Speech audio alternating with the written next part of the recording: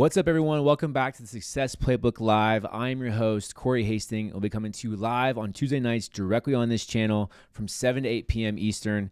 If you're new here tonight, thank you so much for being here. Go ahead and click that subscribe button. Thank you so much for watching our channel. Tonight is episode 6, and each week this show is about real conversations, real business, mindset, leadership, real estate, everything that helps and makes you build something meaningful. Tonight will be 60 minutes filled with practical insight, real experiences, and live Q&A from the chat. So go ahead and load those questions up so we can get to as many as we possibly can over the next hour. If you're getting real value from these conversations, make sure that you like the stream, subscribe to the channel, and stay locked in. For those of you guys joining for the first time, like I said before, my name is Corey Hastings. I'm a real estate broker and owner for Christie's International Real Estate here in Northeast Florida. The last several years, I have been leading a luxury real estate brokerage and building a business that is really built for this. And this platform is just an extension of that, focusing on helping others really with my successes, but also some of the mistakes I've made along the line. Whether it's a business-related question, real estate, personal growth, or just where you're at in your career overall, I would love to help you any way I possibly can to achieve success as fast as possible. So let's go ahead and get tonight started. As we always do, I want you guys to write or comment in the chat where you're tapping in from, where you're watching from, what city and state. I always love seeing where our viewers are coming from. As always, I'm coming to you live from Jacksonville Beach, Florida, right here in the Christie's International Real Estate First Coast office. And before we get to some of the questions, I just want to tell you guys thank you, because the outpouring of support for the podcast with Bo Blankenship, the behind the scenes, going to 30A, seeing the properties, and also our newest video, The Week in the Life of a CEO, has been absolutely amazing. A lot of you guys have really enjoyed, kind of learning more about Bo and really what he's done and how he values success and all of that. And we're starting to drop a lot of the shorts and Instagram reels, obviously on other social media platforms. So stay tuned for that.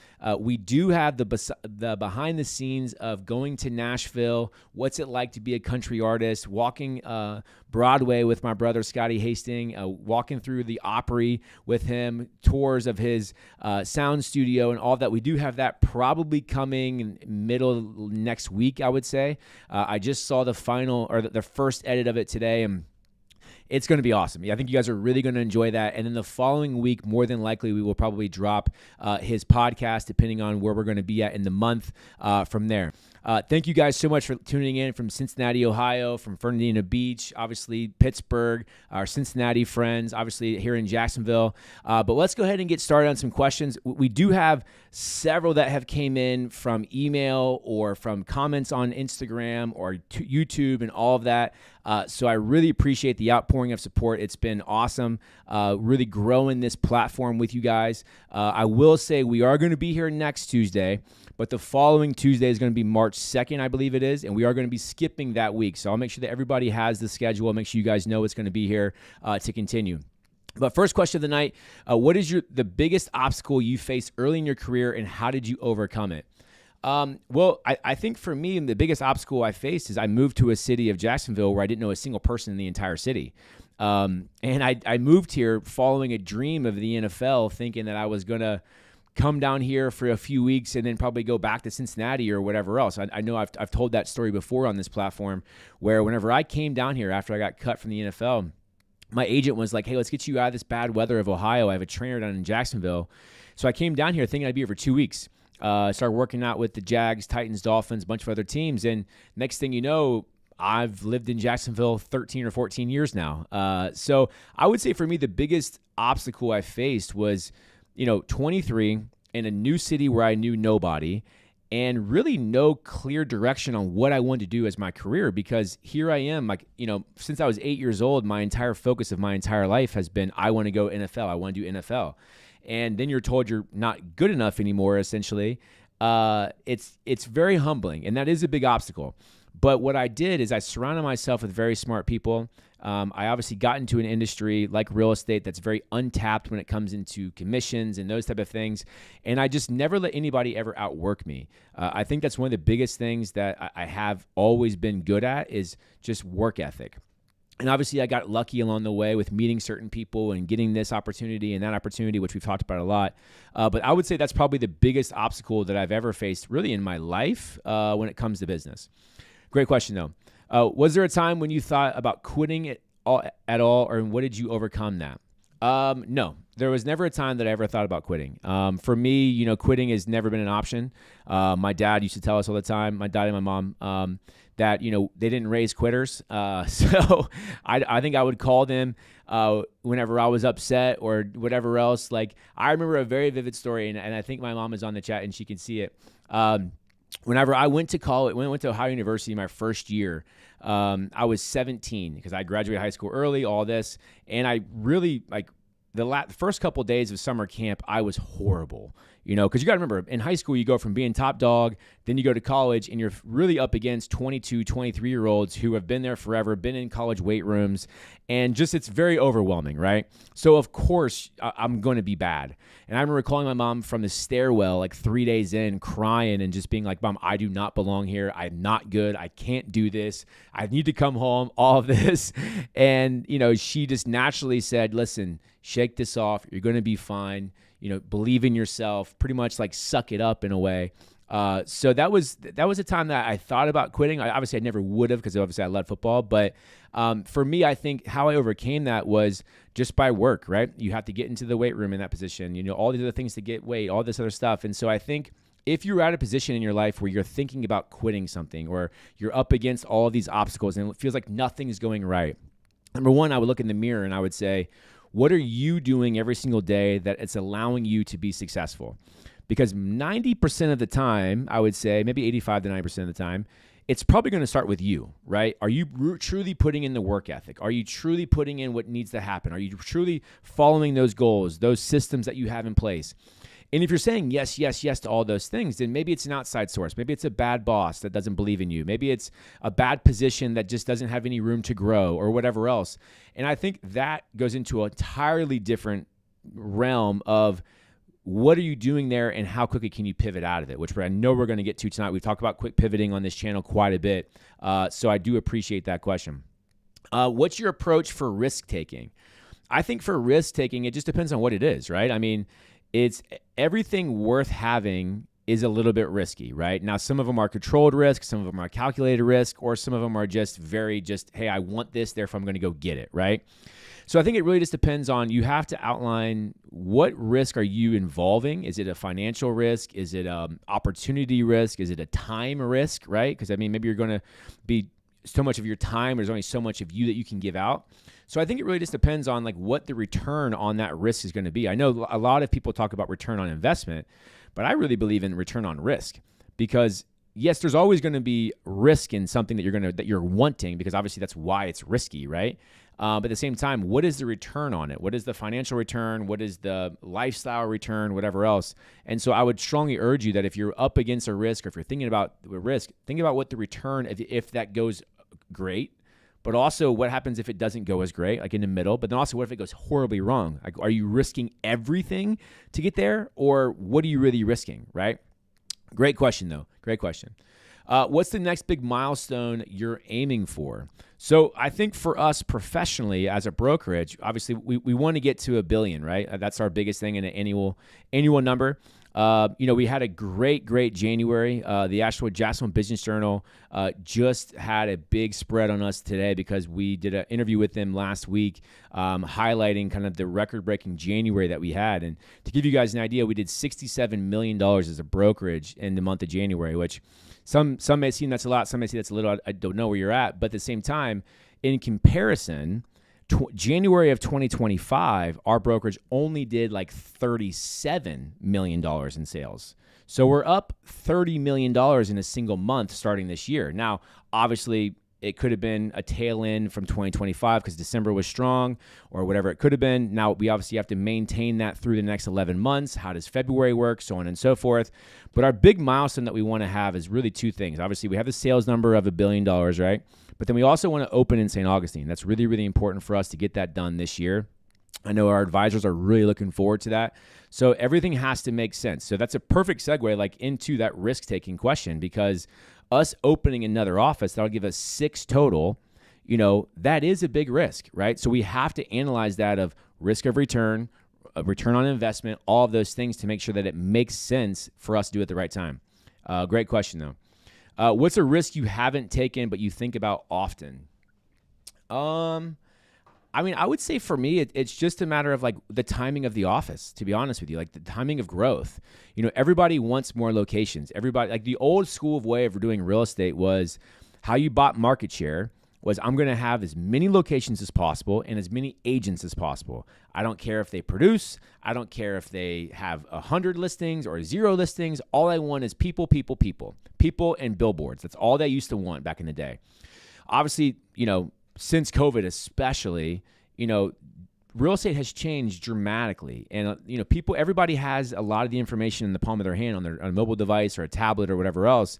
So you really don't need as much brick and mortar. Now, I think brick and mortar is important, just like other industries, but it's not as important as of some of the other things that may be as important in real estate in 2026 and beyond. So it's a risk for us to open a 6th office. It's a risk, obviously, to add more expense, to do all those things. But if we can have the risk of investment or risk of return be so high because we're able to recruit that market more, sell that market more, and grow more market share in that brand new untapped market, well, then it obviously makes a lot of sense. And so that's what we're trying to do really over the next 11 months. Number 1, find the location.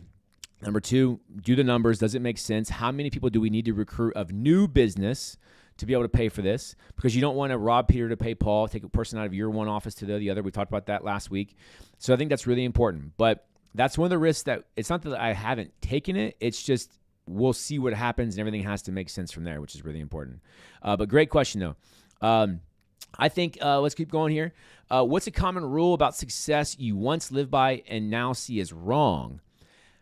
Good question. I think for me, the biggest thing is I used to say, hey, this was a successful month, or hey, this was a successful week, especially whenever I was selling real estate based off of income.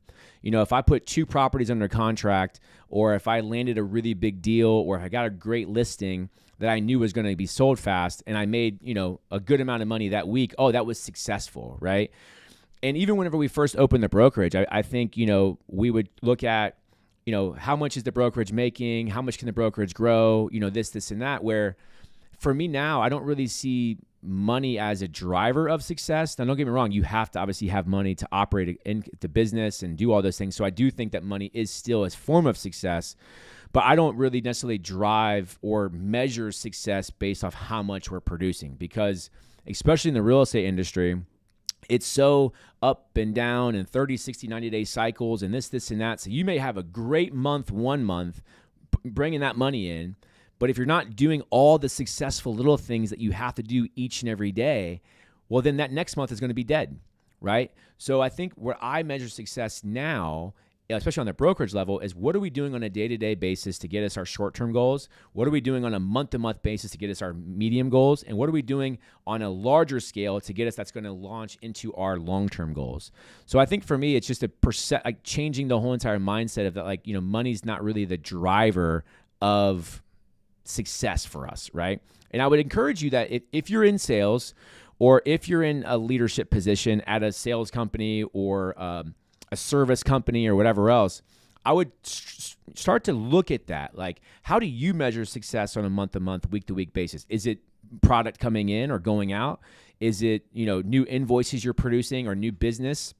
But also look at the steps that you're doing the right way to be able to achieve that. Because, a successful business is all about systems, to be honest with you.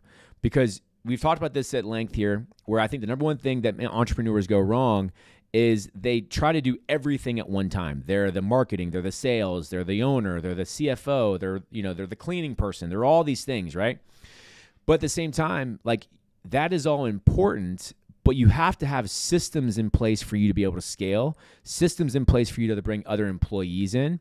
And that's what you're really going to be producing that's going to be successful, right? So I would strive that if you are a manager or in sales or whatever else, look at your systems right now more than you're looking at your income from there. Good question, though. Which one wins when there's conflict between them? Your own intuition about a situation or available data? Wow, that's a really good question. I obviously think it's a conflict of like, what is the conflict, right? Like, what are we trying to solve here? Like, let's use a hypothetical here. Let's use the office, because I just talked about that, right? Where if I think, my intuition is saying, hey, this location is not a good location based off of parking, based off of demographic, based off of traffic flow, whatever. But data is telling me, oh no, look how many people live close to it. Look at the driving traffic data, all these other things. I'm always going to go with my intuition. I mean, data is important, yes. But in that type of scenario, I'm going to put myself in the consumer feet or in shoes and say, okay, would I walk in here? If I'm an agent, would I want to work here, right? So I think it really just depends on what the conflict is, right? Obviously, because, data is extremely important. Especially when we talk about real estate industry, the one thing I will say where I rely on data more than my intuition is when I'm looking at how good or how bad the real estate market is. The real estate market is driven by numbers, right? And every month we go over the report, we look at how many days on market they're averaging, average sales price, all pending closed transactions, all of those things. And they're really important. But you, as the broker, may have a different kind of like intuition on the market based off of what somebody's telling me their experience was, or something that I saw online or whatever else. Whenever the data is unemotional, it's going to tell you the truth. So it just depends kind of on the conflict, I think, which is really important as we go forward there. But good question though. Let's see here. What's the most difficult decision you've made as a leader to protect your team? For me, it's easy. It's really not even a difficult decision. It's protecting the culture of our company. I get people all the time who want to come on. Some of them are brand new agents who I know will be good because they have great past experience, not necessarily in real estate, but maybe in sales or leadership or whatever it may be. Another one is like production based. So, we are the only brokerage in the entire Northeast Florida region that doesn't just have a revolving door. Every single person wants to be a part of our firm really has to fit three main criteria for us. Number one is culture. We will always recruit culture first because I want really good people who want to work with other really good people who want to sell real estate. Sounds elementary, but it's actually very difficult to find.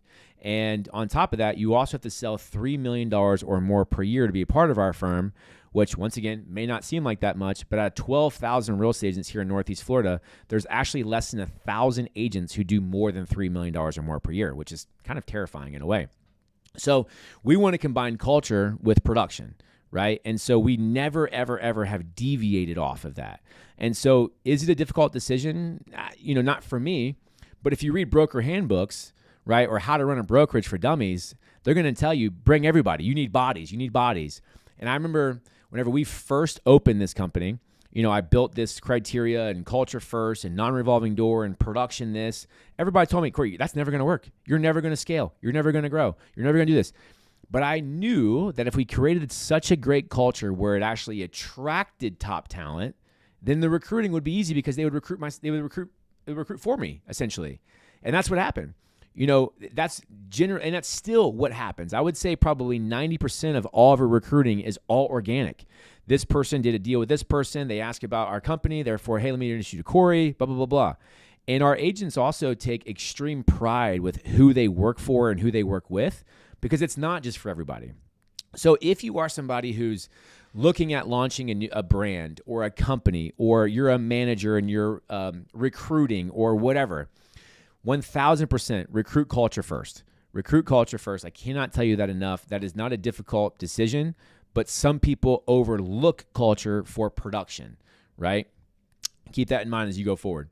What is a popular piece of business or life advice you believe is actually terrible?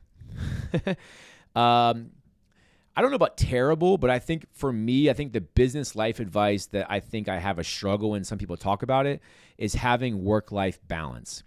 Not because I'm not saying that you shouldn't have it, right?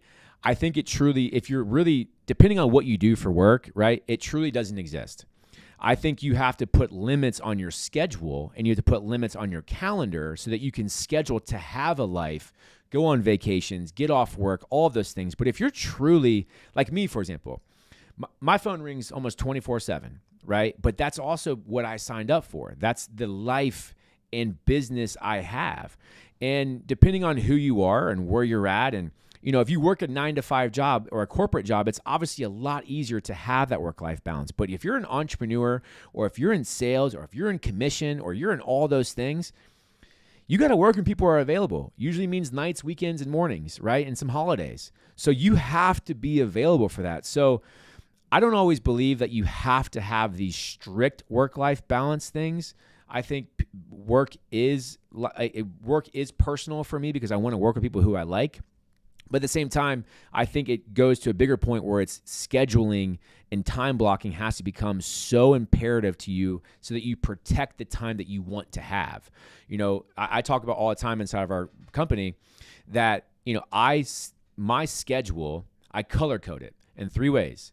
And it's for my mental to say, hey, so I use red for non-negotiable. So those are nothing matters besides this on my schedule unless one of 2 things happen. Obviously, a family emergency or like something do or die, I have to go and change, right? Other than that red calendar invite, I'm doing it, I'm achieving it, nothing else matters, right? Then I have blue. Blue means medium, right? I would like to handle this. So it could be a haircut, or it could be something that's a little bit optional, but if something comes up, I can move it and I can replace it back on my calendar. And then I use yellow for I would like to be able to do these things, right? I would like to be able to run by this office this day if it allows it or whatever. But what happens naturally is your brain starts to see those color codes and it starts to naturally prioritize what's important to you on a day-to-day basis. And so it allows you to really get in your mindset of what you need to accomplish on that day, which is really, really important. But really good question there. Love Phoenix heading to Nashville. Thank you for tapping in. Really cool to see you guys in the chat. Keep the questions coming. This is great so far. Which has taught you more, your single biggest win or your most painful failure? I think the most painful failure, to be honest with you. I mean, I kind of take the Tom Brady approach where like Brady was talking about, I heard him in a podcast one time. He said, if you ask me about the 7 wins, I can tell you a little bit about it and I can remember plays, this and that. He said, but if you ask me about the losses, I can tell you every single play that went wrong. And it's just, I think as you're a competitive person, I think naturally your brain just kind of is wired that way, right? And I wouldn't necessarily say that they're failures, but it's maybe a most painful something that could have happened in business. Maybe for me, for example, it's an agent leaving who I really adored and thought we did everything for, and I don't really understand why they left, but I have to obviously let them go. I may focus on the why they left more than why are 6 others joining us, right? And I think that's naturally just kind of how my brain works, but I think you have to understand, if people are leaving your organization or if people are having complaints or if they're, if leadership is not listening, well, we have to understand why. So I don't know if it's necessarily a failure, but I definitely always tend to focus on the things I could have been better at or focus on that went wrong from there. Really good question though. What's your advice for someone that is looking to start their own brokerage? Where would you start? Outside of real estate, okay, that's the second question, sorry. I mean, if you're looking to start your brokerage now in 2026, to be honest with you, my simple answer for you would be do not do it. And I say this for a lot of reasons. I mean, when I opened this company back in early 2018, it was prime time. I didn't even know it, right? But it was prime time opportunity, both in the city of Jacksonville based off of what the landscape of the competition was doing, but also at the same time, like it was just where real estate was in general. Like it was ripe for a great real estate company. Today, in 2026, real estate has changed so much. Since August 17th of 2024, real estate literally has changed almost a complete 180. And especially now with all the consolidation and brands combining and this person owns this person and that person owns that person, I wouldn't do it. I mean, I love that we're with Christie's and we're positioned with Compass and we have all of this systems and tools and processes. But the days of buying new franchises, I don't really know what that looks like in the next 5 years, because if Compass as the entity owns all the main companies, why would they go out and sell new franchises, right? And so I don't really know. I mean, I would never do a local small mom and pop shop because I mean, me personally, my aspirations are just too big. Like you really can't compete with the national and global brands like we are. So I think for me, I guess my biggest question would be to that person, why would you want to open your own brokerage, right? Why would you want the headache? Why would you want the overhead? Why would you want the no work-life balance, right? I think if you're a top agent in real estate, ride that until the sunset, because you're making so much money. You have so much freedom. Yes, I understand you're dealing with clients, you're dealing with sellers and dealing with buyers, all that stuff. But I will promise you that sellers and buyers are usually better than agents. So I would tell you that if you're actually looking to open your real estate company, your biggest question would be why? Why do you want to do it? And what do you really foresee that happening in the next 5 years? Good question. Outside of real estate, what's an industry that interests you or that you could see yourself investing in? I mean, not necessarily, 'cause my whole thing is I would never invest in something that's not one of my core businesses. That's a big belief for me. Because I'm very in tune with what I do well. I'm very in tune with what I don't do well. I'm also very in tune with what I'm interested in, what I'm not interested in, so on and so forth. So, I mean, obviously, the easy answer is title company, mortgage. Obviously, we just launched a media company. Those type of things that are ancillaries to my core business, which will always be the real estate side.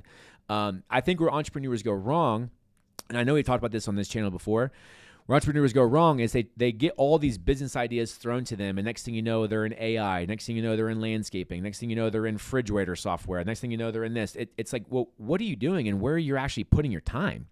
If it's ancillary business where everything kind of coexists together, well, it's obviously a lot easier for you to do multiple things because they all kind of go together in line. So I would definitely keep that in mind as you're going forward from there. Thank you guys for Cincinnati once again in the chat. Very, very cool to see you guys here. What's the biggest misconception you had? Let me read this over. What was the biggest misconception you had about what it meant to be the boss before taking the role as a leader? Wow, that's a good question. I think for me, it was really understanding, because I've always been a leader in sports, and I've always had leadership qualities. I feel like, my mom will tell you that I was bossing around my brother when I was 5 years old, telling him what to do. So I've always been a leader, I think. I think for me, the biggest thing from the boss to the leader side, I think the hardest thing for me was learning what type of leader everybody truly needs, because it's not always the same.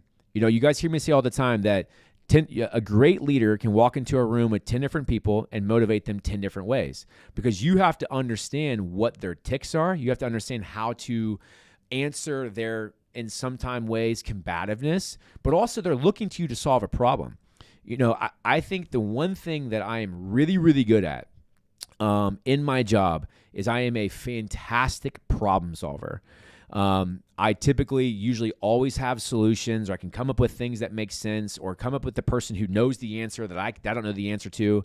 I think I'm a very good problem solver. And I think a good boss or a good CEO or whoever it is, people are looking to you to solve those problems. And so I don't know if I don't know if that really answers your question as far as a misconception, but I think it was the hardest lesson for me to learn, is how much really goes into solving one problem for one person. And really always kind of being available to have that. And obviously, the more you do it, the better you become at it naturally in life, right? And the more you solve one problem that's related to the next problem, it's obviously easier to find the solutions. So I think that's kind of my biggest thing I've learned as being a leader, and as the last 8 or 9 years is running this company. What are some good resources that you use to research, learn about your business? Any websites or literature that you could recommend? I think for me, it just depends on what business you're in, right? I think at the core of your reading or the core of your education should always be Business 101, right? How to run QuickBooks, how to run a P&L statement. What does it mean for client acquisition? How much income do you have to produce to be profitable, right? And I don't know if that's necessarily studying business books, but there's a great book called Traction that is a great Business 101 book that really teaches you kind of the concept of running a profitable business. Once again, that is called Traction. I've read that book a few different times. There's always, the good ones you can come to, where it's for me, I've always loved the Ryan Serhant books, Sell It, and a couple other ones that he has. Because I think if you're at that level of stardom or professionalism or whatever you want to call it, like you're learning how to sell very wealthy people. And so the art of selling is actually a really, really good thing that you should be reading, and you should also be like understanding, because even if you're not in sales, every one of us, and let me say this again, every single one of us sells something to somebody every day. You may not know it, right? Perfect example. I'm hanging out with my friends. I just saw a great movie, and I tell my friend, hey, by the way, you should go see this movie. It's incredible, right? I just sold him that movie. Now, I'm not getting profits off the movie, right? I wish, but I just told him based off my experience that he should go and see it. Therefore, he more than likely is going to go and see it because of my warm referral of that movie. That's sales. Sales is literally just trying to get someone to see the same thing that you see about a certain product or service, and then coming to terms on if it's worth it or if the value is there. That's sales. So, I think we all sell every single day. It's just a matter of, do you know that you're doing it, right? I think that's a big thing. Good question, though. If you and I were meeting 3 years ago, looking back, what would you do what would it have to take you to feel happy about your progress? I think 3 years ago, I was happy back then. I'm still extremely happy with where we're at. I think, we still have a lot of the same goals that we haven't necessarily achieved yet, but we've achieved some amazing things along the way. I think 3 years ago, back in 2023, I would have said, hey, here's what we're trying to accomplish. In 2023, if I'm trying to remember correctly, I think we opened 2 offices within 30 days of each other. We opened Ponte Vedra Beach and San Marco, and that almost killed me. I will say that it probably was not the best choice that time, but it was just opportunity. Like, one came available, we were building it out. Next thing you know, the other one came available. We were both markets we wanted to be in, so on and so forth. So for that, that specific timeline 3 years ago, I was super happy with it. Hey, this is the forefront. This is what we want to have. Now we have the entire city covered. Therefore, we can now progress every single day and every single thing that we want to do to make sure that we're achieving these goals. So I think for me, it would have just been that the process was in place, and that we knew that within 3 years we were going to get here today. So I would definitely be very happy with it. If you could redesign how business works, what would you do? The thing I don't like about business the most is, and this is going to sound horrible, is sometimes the people, right? Because, and we've talked about this a lot, right? Sometimes people just take other people for granted. Some people are bad managers. Some people are bad owners that then they put all the problems on you as the employee. There's a lot of, if you're a manager, a GM, someone in leadership, you are relying heavily on your owner. You are relying heavily on the person who owns the company or is running the company to right the ship for you and provide all the things that you need to do to achieve those goals that you have. It's pretty difficult, in my opinion, to achieve your goals if you don't have someone who believes in you, listens to you, or even provides you with the tools you need to go and do. So for me, I think, it's not necessarily about business, I think, but at the same time, there are people just in any industry, all over, who just make your life more difficult, right? Maybe they're always in a bad mood and the leadership will never check them. Maybe there's somebody who slacks off at work and you're working 3 times as hard but making less than them, right? That, for me, is bad ownership. That's bad leadership, and that's unfortunately a product of business sometimes. And I think we get in our own way so much. And I think that goes back to a thing we talked about 2 weeks ago, I think it was, where you, as the manager, GM, or whatever, you have to be quick pivoters, right? And sometimes in business, you have to be selfish, right? Is this for me? Is this what I thought I was signing up for? Is this the opportunity? Is this the leadership style? Is this what I truly want to do for the next 3, 6, 9, 12 months? If it's not, then I think sometimes the hardest thing we have to do as men, but also just like business people in general, is looking in the mirror and say, I made a mistake. I shouldn't have done this, or maybe it's not as good as I thought it was, but I would encourage you to not see it that way. Everything is a lesson in life, right? And if we can pivot quickly, we can begin to start to have other things and other opportunities that hopefully have good people at it or have good leadership that will care about you, will invest in you, and give you those things. So I know that was a quite long answer, but I think that's kind of my biggest thing about business is it's the people. The people make it difficult. And that's why in our organization, we recruit culture first, because I think great culture will keep people longer no matter what pay is. Now, obviously, pay is very important. You're not going to pay them $10 an hour versus paying this person $20 an hour at somewhere else. But at the same time, if you have great culture and people genuinely like going to work where you work, then I think that's a really good thing. But great question, though. Live from Little Miami Brewery. Good. That's awesome, man. Have a beer on us. What is the biggest non-obvious counterintuitive lesson you've learned? I think keep your circle close. You know, I've always been somebody who's really private. I've always been somebody who has a great core group of friends. And I'm very particular about who I'm around, who's got access to me. And not because like I'm some who are this is not at all, but I'm just very protective of who I'm spending my time with, who I'm around, who I'm going to be seen with, right? Because that's important, right? If you know, I heard Joe Rogan talking about it. He said, if you don't think it's important to not hang out with idiots, then you're the other idiot. And you have to surround yourself with people that you want to be, and you're supported by, and you're motivated by, either financially or business or maybe in life, right? Maybe they have a great family. That's what you inspire to have. So I would say that's kind of the biggest lesson is be very particular about who you give time to. You know, in life, we all deserve to want to be wanted. We all deserve to feel respected, right? And so be very cautious with your time there. What does good culture mean? Good culture, in my opinion, means, it's funny you asked that question. So for me, it's how I always looked at it, and I was told this by a coach about 10 years ago. Good culture to me means, would I go to a dinner with you, right? Can we sit down and have an hour-long conversation? Or could I take an hour-long drive with you in the same car, right? Are you a good person? Do I enjoy being around you? Or are you just an absolute a-hole who I can't stand, right? Culture, it means a million different things to a million different people, but to me, it's, can I truly spend time with you, right? Would I invite you to my birthday dinner, hypothetically, right? Would I invite you to a business dinner? Would I drive to Orlando Airport with you, right?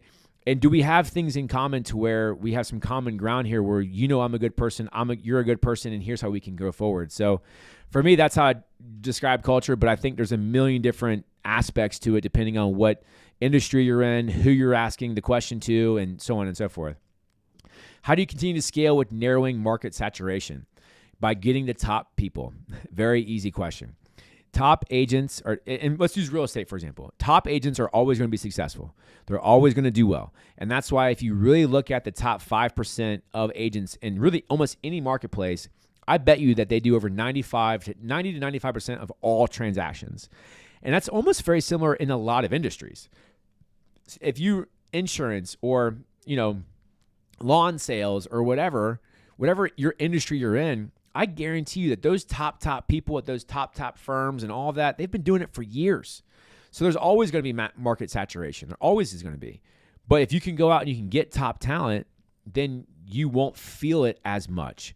And that's what I always tell our brokerage is, guys, we set the standard inside of the marketplace. We don't follow it, right? We set it.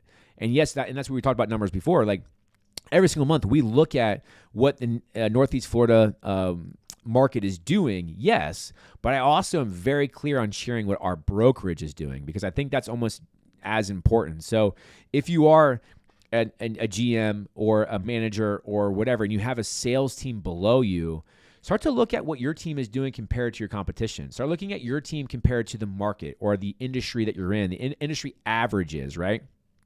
If you're running a good team, you'll be astounded how far ahead of you are. And you as the leader and manager, it's your job to make them know that and also feel that because that's how you feel appreciated. That is great culture, right? You're making sure that everybody's a part of the team is winning. So that, in my opinion, that's how you scale in your own saturation. What is your philosophy on networking and how has it changed since you started? Look, I mean, you have to meet people, right? If you're in the people business, right, which is real estate, which is sales, you have to be out there, right? I've always been somebody who's very social. I could probably talk to a wall, as most of you may know, or if you guys are close to me, not every day. Obviously, I don't love doing that type of stuff every single day, but it's important. Like, you have to be seen, especially if you're the owner of the company or the running the company or whatever. You got to be out there, right? You got to be your biggest cheerleader. You got to shout every single success you have from the mountaintops. Obviously, social media allows you to do that for free today. But I think the biggest thing is you have to you have to be where your clients are. So if you're at networking events and your clients are never going to come there, then maybe you're in the wrong room, right? So I would say do your networking around where your clients are going to be hanging out, where they're going to be, and so on and so forth. But don't get me wrong. I mean, the networking thing, it does get exhausting. I do believe in that. I despise work-life balance. I agree with you. Immediately turn off when hiring. Thanks for bringing it up. Good insight. Absolutely.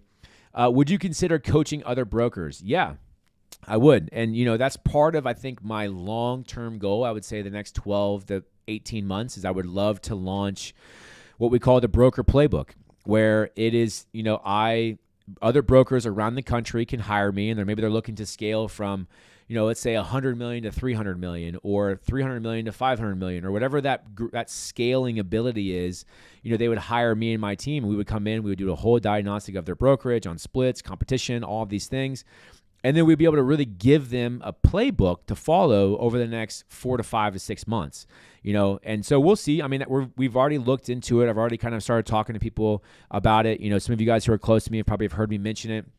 But it's really cool. I think that we can have that platform. And so we'll see what happens when it goes from there.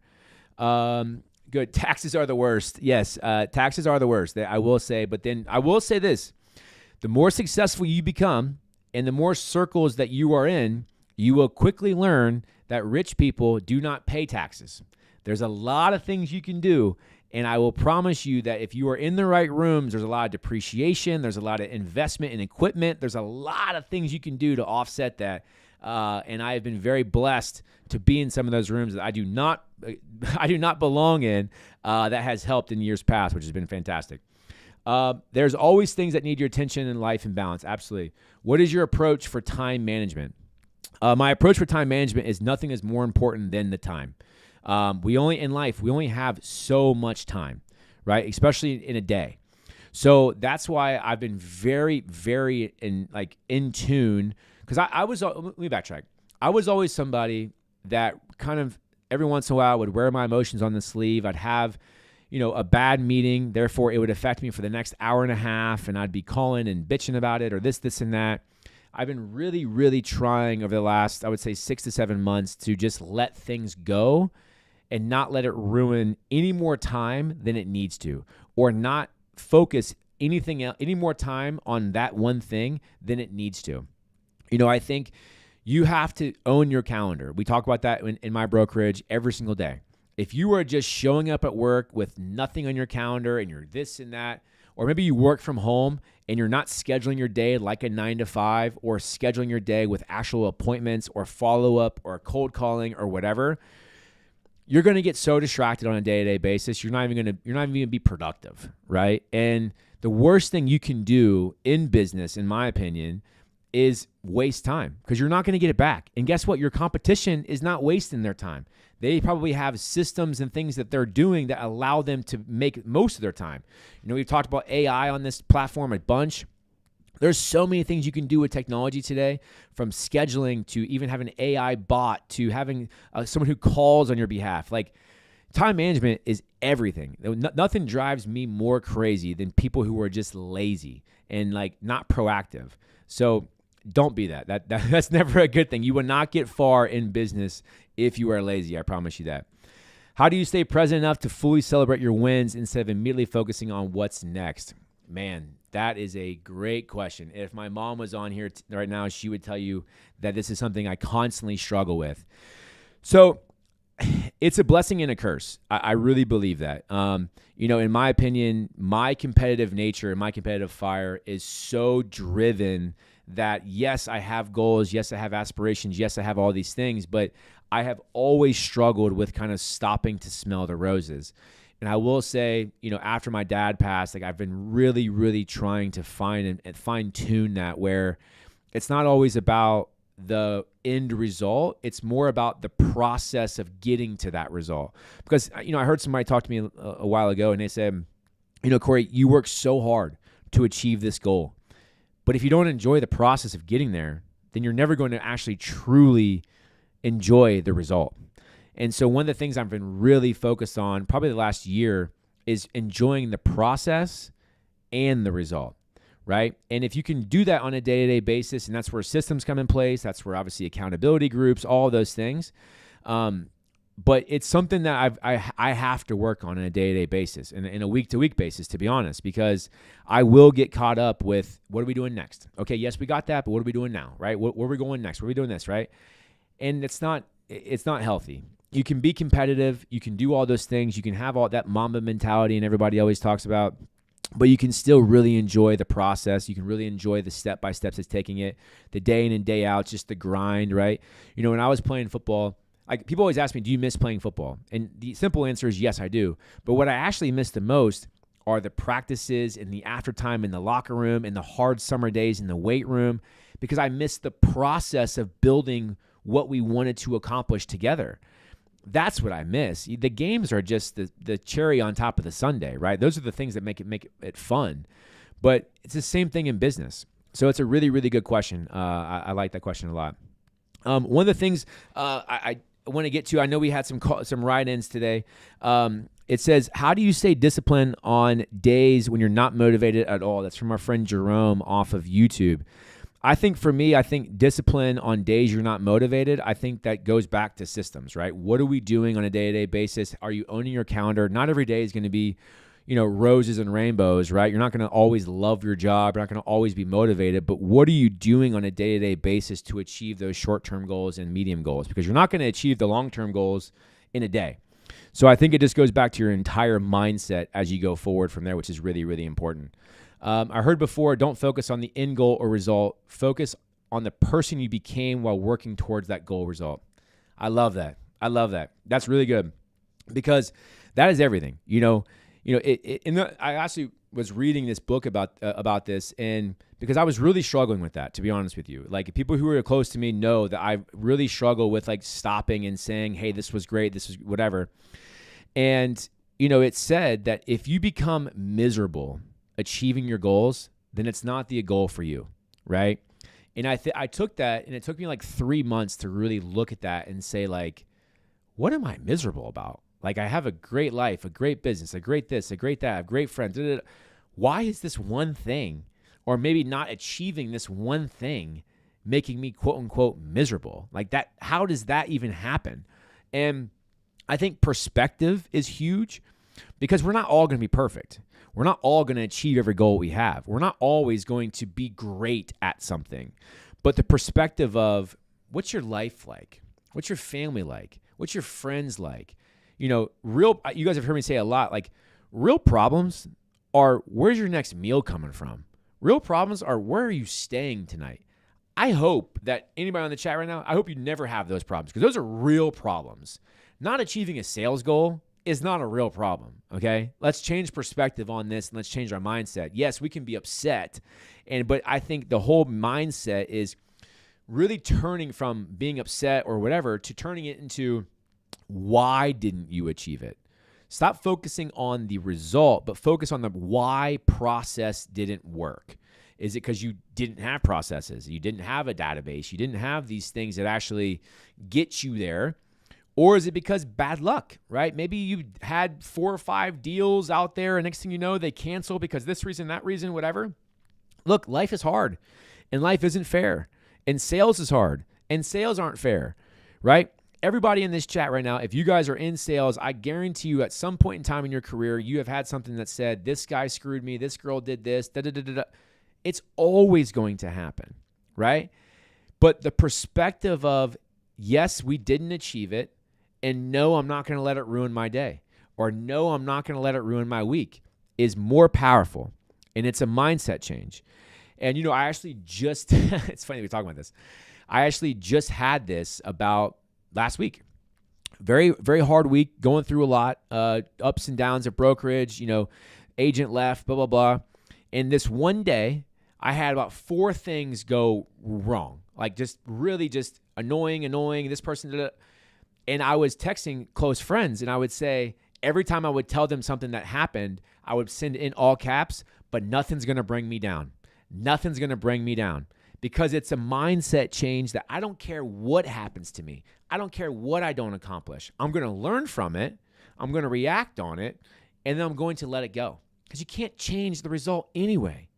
So why are we dwelling on it and ruining more time that you have on this great earth and be able to achieve what you want to achieve? So it's all about perspective, in my opinion, and I would really encourage you. Some of you guys I know are going through hard times. Some of you guys are at jobs you don't want to be at. Some of you guys are in maybe what you feel is a lose-lose situation, either hopefully not personally, but maybe professionally. I would strongly urge you, number one, can we quick pivot, right? Can you get something that that somebody may care more about you? Can you get to another company, right? What's your way out?